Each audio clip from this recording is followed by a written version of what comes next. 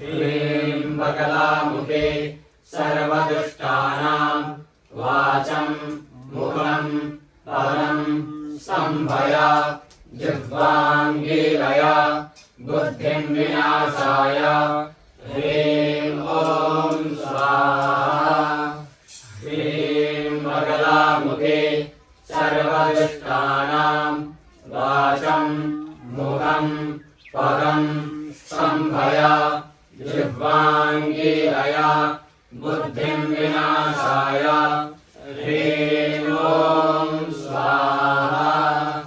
ह्रीं बगलामुखे सर्वदुष्टानां वाचं मुखं पदं संभय जिह्वाङ्गीरय बुद्धिं विनाशाय ह्रीं ॐ स्वाहा ह्रीं बगलामुखे सर्वदुष्टानां वाचं मुखं पदं